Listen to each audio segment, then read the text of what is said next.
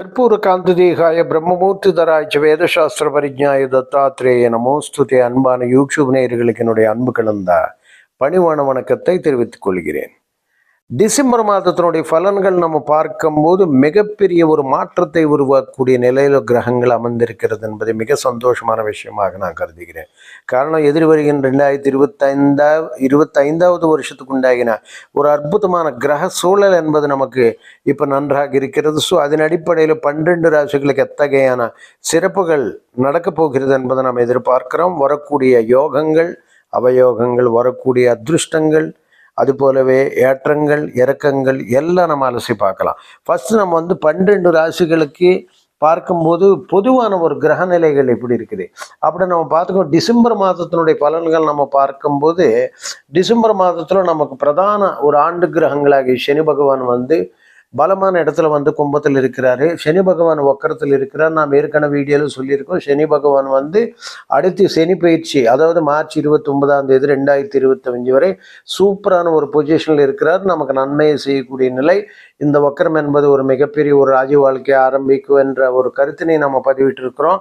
அதுபோல அவர் சதயத்தில் செவ்வாயினுடைய நட்சத்திரத்தில் இருக்கிறார். நமக்கு விசேஷமான யோகம் தரக்கூடிய நிலை. ஏன்னா காரணம் என்றால் அது ஒரு விசேஷமான ஒரு பலத்தை தரக்கூடியதாக, யோகத்தை தரக்கூடியதாக அமைந்து விடுகிறது.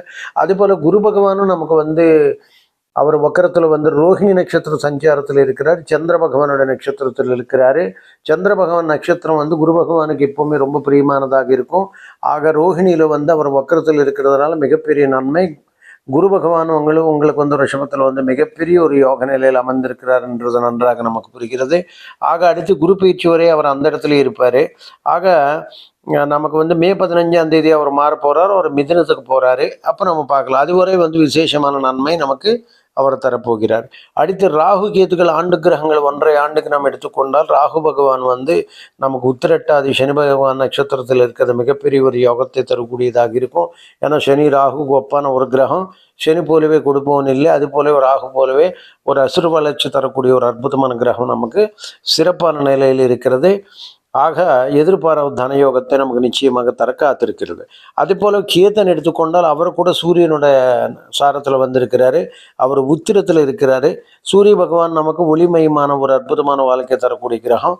ஆக இந்த சூரிய சந்திர கிரகங்கள், அதாவது குரு பகவான் சந்திர சாரத்தில் இருக்கிறது நமக்கு அது போலவே கேத்து பகவான் சூரியனோட சாரத்தில் வருது என்பது மிகப்பெரிய ஒரு ஆன்மீக உயர்ந்த நிலைகள் அடையிறதுக்கு, ஆன்மீகத்தில் ஒரு மிகுந்த ஒரு கோவில் சம்பந்தமான விஷயங்களை பார்க்கறதுக்கு உண்டாகின ஒரு அற்புதமான யோகம் என்பதை நமக்கு டிசம்பர் மாதம் காட்டிக்கிறது.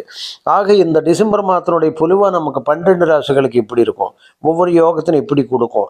இந்த கிரக சஞ்சாரங்கள் எத்தகையான ஒரு சாதக நிலைகள் நமக்கு பாதக நிலைகள் உண்டாக்க போகிறது அப்படின்றது நம்ம ஒவ்வொரு ராசிக்கு தனித்தனியாக பார்க்கலாம்.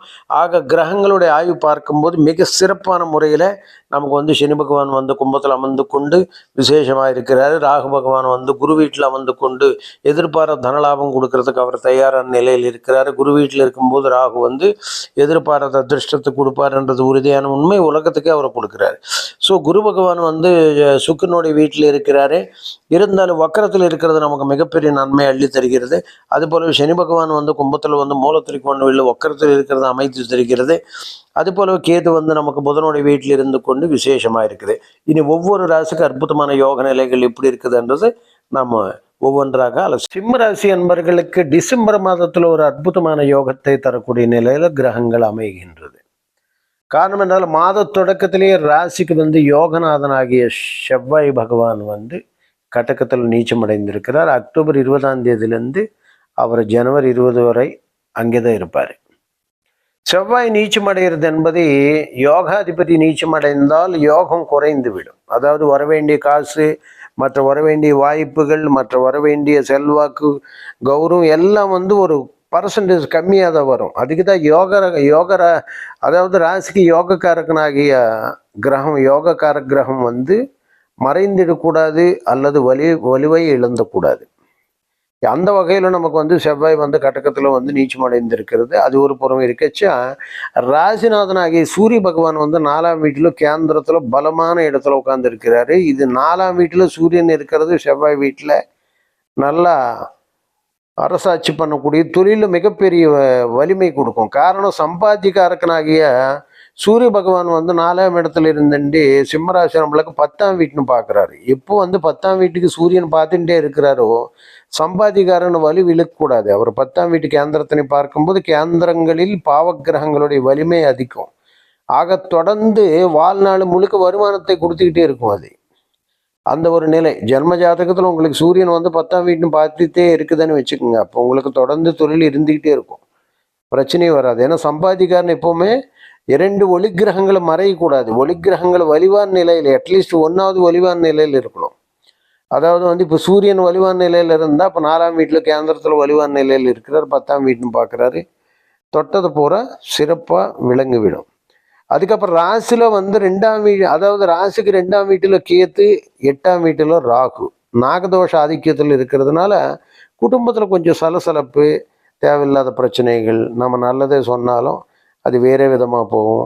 ஜென்ரலாக கேத்து பகவான் 2ல் இருக்கிறது பக்தி மார்க்கத்தில் நல்ல நிலை உண்டாகும். அதே பாவக்கிரகங்களோட பர்டிகுலர்லி சனி பகவான் இந்த மாதிரி ஜென்ம ஜாதகத்தில் இருக்குதுன்னா நீங்கள் எது பேசினாலும் அது ஏதோ வில்லங்கமாக மாறிவிடும். அதனால தான் வந்து வாக்ஸ்தானத்தில் கேத்து இருக்கிறது என்பது நம்ம பிடிச்ச வார்த்தை வந்து நம்ம பேசின வார்த்தை வந்து பிடிச்சிக்கும். அது தொடர்ந்து வந்து தேவையில்லாத மனக்குழப்பம் கொண்டு வரும். அதனால தான் பேச்சில் வந்து கவனத்துடன் செயல்பட வேண்டியது என்பது அவசியமாகிறது. 4ஆம் வீட்டில் சூரியன் புதனோடு சேர்ந்து புதாதித்ய யோகத்தை உருவாக்குகிறார். ரொம்ப அதிருஷ்டமான யோகம் இது. இது 10ஆம் வீட்டுன்னு அப்படியே பார்க்குது. தொழிலில் மிகப்பெரிய ஒரு சிறந்த முன்னேற்றம் ஏற்படும். 5ல் வந்து சுக்கிரன் இருக்கிறது. அப்புறம் 7ஆம் வீட்டில் கண்டக சனி பகவான் வந்து, ஏன்னா 10 கோடி தொழில் ஸ்தானாதிபதி, 3 10 கோடி தொழில் ஸ்தானாதிபதி நமக்கு வந்து 5ஆம் இடத்துல இருக்கிறது. ஸோ இது ஒரு விசேஷமான நன்மை தான். ஏன்னா சுபக்கிரகங்கள் 1 5 9 சுபக்கிரகங்கள் இருக்கிறது நல்லது தான். ராசிக்கு வந்து உங்களுக்கு பாவியாக இருந்தாலும் கூட அவர் சுபக்கிரகம் என்ற வரிசையில் வந்து 5ஆம் பாவத்தில் இருக்கிறது என்பது சிறப்பு. கண்டகசனி காலத்தில் பயங்கரமான வலிகளை கொடுத்துருக்குது. அண்ணன் தம்பி வகையில், சொந்த பந்த வகையில் இழப்புகளை கொடுத்துருக்குது. நம்ம ஒன்று நினச்சோம், ஒன்றும் நடந்திருக்கு. தொழிலில் பயங்கரமான கஷ்டங்கள் இருக்குது. எப்படி இருந்தாலும் அந்த வலிகளை மறைந்து, ஏன்னா கண்டகசனின்னும் போது சனி பகவான் ராசியை பார்த்துக்கிட்டே இருக்கிறதுனால ராசி சில சமயத்தில் படிக்க வச்சிடும். அதாவது வந்து அந்த சிம்மராசியில் பிறந்தவர்களுக்கு வந்து ஒரு ஆஸ்பத்திரி செலவு, சம்மந்தம் இல்லாத விரை செலவு, மருத்துவ செலவுகளுக்கு போய் கண்டாந்தர மரணங்கள் எல்லாம் தப்பிச்சுக்கிட்டு வர வேண்டிய சூழ்நிலை என்பது ஏற்படும். அதெல்லாம் தாண்டியாச்சு. இப்போ நமக்கு வந்து நல்ல டைமு. சனி பகவானோட தாக்கம் குறைந்து விட்டது. சனி வக்கரத்தில் இருக்கிறதுனால தான் எதிர் வருகின்ற சனி பயிற்சி வரை நமக்கு நல்ல காலம். எது தொட்டாலும் நமக்கு சிறப்பாக விளங்கக்கூடிய ஒரு அதிருஷ்டமான வாய்ப்பு என்பது இருக்கிறது என்பது உறுதியான உண்மை. ஆக அஷ்டமத்தில் ராகு உடல் ஆரோக்கியம் கெடுக்கும். உங்கள் ஜென்ம ஜாதகத்திலேயே இதே நிலைகள் இருந்தால் அது நிச்சயமாக ராகு வந்து அஷ்டமத்தில் வருது, ஆயுள் ஸ்தானத்தில் வந்து ராகு வருது என்பது உடல் ஆரோக்கியத்துக்கு எடுக்கும். அன்லெஸ் குரு பார்வை, சுபக்கிரகங்களுடைய பார்வை, சுபக்கிரகங்களுடைய சம்பந்தம் இருந்தால் அந்த பிரச்சனைகள் வந்து நம்ம தப்பிச்சிருக்கலாம். காரணம் என்றால் ஆயுள் ஸ்தானாதிபதி குரு பகவான் வலிமையாக இருந்த பட்சத்தில் நமக்கு தொந்தரவு என்பது கிடையாது. மூல ஆயுள், தீர்க்க ஆயுள் கொடுக்கும். பாக்கியாதிபதி செவ்வாய் நீச்சம், எதிர்பார்த்த வரம் வராது, பூர்வீகம் சிறக்காது, பூர்வீகத்தில் எந்த விதமான முன்னேற்றம் என்பது இருக்காது, பூர்வீக சம்பந்தமான சொந்த பந்தங்களோட உறவுட்டு என்பது நமக்கு நன்மை தராது, எதிர்பாராத பயங்கரமான குழப்பங்களை தான் உண்டாகும். தொழில் ஸ்தானாதிபதி 5ஆம் பாவத்தில் நின்று பிரகாசமாக ஜொலிக்கிறார், சிறப்பான நன்மை. 2-11 கூடிய தனாதிபதி புதன் வந்து நமக்கு 4ஆம் பாவத்தில் இருக்கிறது என்பது மிக சிறப்பு. புதன் பலமாக உட்கார்ந்த பட்சத்தில் கோட்டீஸ்வர யோகம் தரும் சிம்மராசி அன்பர்களுக்கு. ஏன்னா புதன் 2-11 கூடிய சம்பந்தம் எளிதாக பெறுகிறது. 2-11 அப்படின்றது வந்து ஒரு தனயோகம் தரக்கூடியது. அதாவது தனாதிபதி லாபாதிபதி சம்பந்தம் என்பது நமக்கு எங்கிருந்த போதிலும் சிம்மராசி அன்பர்களுக்கு நிறைய வருமானங்கள் வர்றதுக்கு, நிறைய சிம்மராசி சமுதாயத்தில் உயர்ந்த அந்தஸ்து பெறதுக்கு, ஒரு நல்ல முக்கியஸ்தராக திகழ்றதுக்கு காரணமே 2-11 கூடிய புதன் என்பதை தான் நம்ம நினைவில் வைத்து கொள்ள வேண்டும். அந்த உங்கள் ஜென்ம ஜாதகத்தில் புதன் பலமாக இருந்த பட்சத்தில் மிகப்பெரிய யோகம் செய்வான். ஆக நமக்கு இந்த வகையில் நம்ம பார்க்கும்போது இப்போது மகர, அதாவது உத்திரத்தில் பிறந்தவர்களுக்கு எப்படி இருக்கும் அப்படின்னு பார்க்கும்போது சூரியன் வந்து உத்திரத்தில் நமக்கு வந்து சூரிய பகவான் வந்து ராசிநாதனாக வருகிறார். ஸோ இங்கே இருந்த போதிலும் சூரியன் வந்து நமக்கு பிரகாசமான ஒரு ஒளிமயமான வாழ்க்கை கொடுப்பாரு. ஸோ அதனால தான் ராசிநாதனாக அவராக இருக்கிறதுனால தான் எங்கே இருந்தாலும் இந்த ஈகோ கிளாஷஸ்ஸு, நான் தான் முதன்மையாக இருக்க வேண்டும், ஐஏஎஸ் ஐபிஎஸ் இது போன்ற பொசிஷன்ஸை படிக்கிறது காலத்துலேருந்தே, ஸோ எதுலேயும் வந்து நான் நம்பர் ஒன்னாக இருக்க வேண்டும் என்ற ஒரு ஆர்வல் தூண்டிவிடும். ஆக அது உத்திரத்தில் 1ஆம் பாதத்தில் பிறந்தவர்களுக்கு அது ஒரு மிகப்பெரிய நன்மை என்பதை அள்ளித்தருகிறது. மகத்தில் பிறந்தவன் ஜெகத்தாளுவா கேத்துனுடைய கான்செப்ட் நம்ம ரொம்ப முக்கியமாக பார்க்கணும். ஏன்னா கேத்து வந்து அன்பிரடிக்டபிள் பிளானட்னு சொல்லுவாங்க. அதாவது திடீர்னு ஒரு லக்கா நடந்தாலும், திடீர்னு ஒரு எதிர்பாராத அதிர்ஷ்டம் நடந்தாலும், எதிர்பாராத ஒரு ஆக்சிடென்ட் நடந்தாலும், எதிர்பாராத ஒரு அதாவது அன்பிரடிக்டபிள் பிளானட்னா நமக்கு வந்து என்ன நடக்குன்னு சொல்ல தெரியாது. அது ஷேடோ பிளானட் அது. ஸோ மோட்சக்காரக்கு ஞானக்காரக்கனாக விளங்குறதுனால ஆன்மீகத்தில் உள்ளவங்களுக்கு உயர்ந்த நிலை கொடுக்கும். ஆக அந்த ராசியில் பிறந்தவர்கள் அதனால்தான் அது அன்பிரடிக்டபிள் பிளானட்னால்தான் மகத்தில் பிறந்தவன் ஜெகத்தாளுவான் அப்படின்னு ஒரு பழமொழி வந்திருக்குது. அதாவது எப்படி வேணுமானாலும் ஏதோ ஒரு வகையில் அவங்க வந்து திடீர்னு வந்து ஒரு அரச சபையில் கூட ஒரு சாதாரணமாக போய் கடைசியில் அரசன் ஆகக்கூடிய சூழ்நிலை என்பது ஏற்படும்ன்றதுக்காக தான் அது சொல்லியிருக்குது. அது பழைய காலத்தில் வந்து நடைமுறையில் உள்ள பழமொழி. இன்றைய காலத்துலலாம் நம்ம அதை பார்த்துட்ருக்கோம். ஒரு சாதாரண ஒரு கேமராமேனாக இருப்பார், இல்லை ஒரு சாதாரண சின்ன ஒரு சக நடிகையாக இருக்கும். அவள் உள்ள நுழைந்ததுக்கப்புறம் மிகப்பெரிய நடிகையாகி அதுக்கப்புறம் மிகப்பெரிய அந்த இதே வந்து கோட்டை கட்டு ஆளக்கூடிய அளவுக்கு ஒரு மிகப்பெரிய நன்மை என்பது கொடுக்கும். அதனால தான் எந்த துறையில் இருந்தாலும், நாட் ஓன்லி சினி ஃபீல்டு ஏன் சொல்லியிருக்கிறான்னா, சிம்மராசி பொறுத்தவரை 10ஆம் வீடு சுக்கின பலமாக இருந்த பட்சத்தில் சினி ஃபீல்டு போயிடுவாங்க.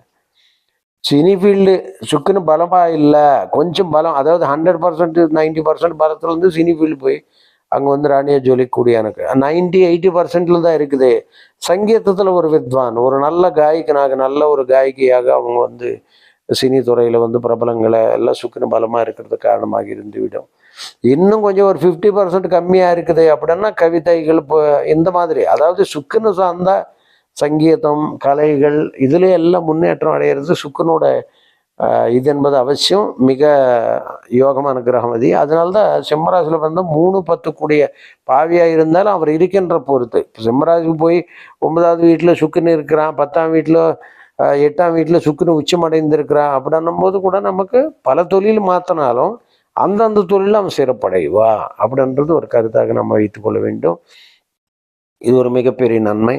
அப்புறம் நம்ம குரு பயிற்சி, அதாவது அது போலவே நம்ம இது பார்த்தோம்னா உங்களுக்கு வந்து போரோ நட்சத்திரத்தை பிறந்தவங்களுக்கு சுக்குனுடைய அது பாருங்க, போரோ நட்சத்திரம் ஒரு கொடுத்துருக்கு 3-10 கூடிய சுக்குனுடைய. அப்போ சுக்கிரன் என்ன சாரத்தில் இருக்கிறார் உங்களுக்கு அதனுடைய அமைப்பு என்பது கொண்டு போயிடும். சுக்கிரன் என்ன சாரத்தில் இருக்கிறாரோ அதுக்குண்டாகின யோகத்தை அது உண்டாக்கி தரும் அப்படின்ற. சூரியன் சப்போஸ் சுக்கிரன் வந்து நமக்கு ஏதோ ஒரு இடத்துல பலமான இடத்துல உட்காந்து இருக்கிறாரு, ஒரு சிம்மத்தில் ஒரு சூரியனோட சாரத்தில் இருக்கிறாருன்னு வச்சுங்க, ஒரு பேச்சுக்கு சொல்ல சூரியன் சிம்மத்தில் அரசியலுக்கு சார்ந்தவர்களாக இருப்பார்கள். சந்திரனோட சாரத்திலேருந்து மருத்துவத்துறைக்கு போயிடுவாங்க, கண் டாக்டராக போயிடுவாங்க. இந்த மாதிரி சுக்கிரன் என்ன சாரத்தில் இருக்கிறாரு, அப்படி செவ்வாய் சாரத்தில் வந்தால் ஹோட்டல் மேனேஜ்மெண்ட்ஸுக்கு போயிடுவாங்க. இந்த மாதிரி ஒவ்வொருத்தனுடைய கிரகத்தினுடைய ஒளி பிரதிபலிக்கும் வகையில் அந்த நட்சத்திரங்களை பொறுத்து யோகங்கள் என்பது உண்டாகும். ஆக குரு பகவான் நமக்கு வந்து மே 15 வரை அங்கே தான் இருப்பார். அவருடைய பார்வைகள் நீங்கள் பார்த்தீங்கன்னா உங்களுக்கு தனஸ்தானத்தில் விழுகிறது. அதுக்கப்புறம் வந்து ராசிக்கு 2ஆம் இடத்துலையும் 4ஆம் இடத்துலையும் 6ஆம் இடத்துலையும். ஸோ 4ஆம் இடத்துல விழும்போது மிகப்பெரிய ஒரு சொத்து வண்டி வாகனங்கள் வாங்கக்கூடிய பாக்கியம், 2ஆம் இடத்துல சொல்வாக்கு செல்வாக்கு உயிர்க்கூடிய நிலை, 6ஆம் இடத்துல நோய் நொடிகள்லேருந்து காப்பாற்று நல்ல சிறப்பான யோகம். ஆக டிசம்பர் மாதம் பொறுத்தவரை சிம்மராசி நம்மளுக்கு மகத்தான நன்மை நடக்கப் போகிறது. சர்வேஜனா சுகினோபவம்.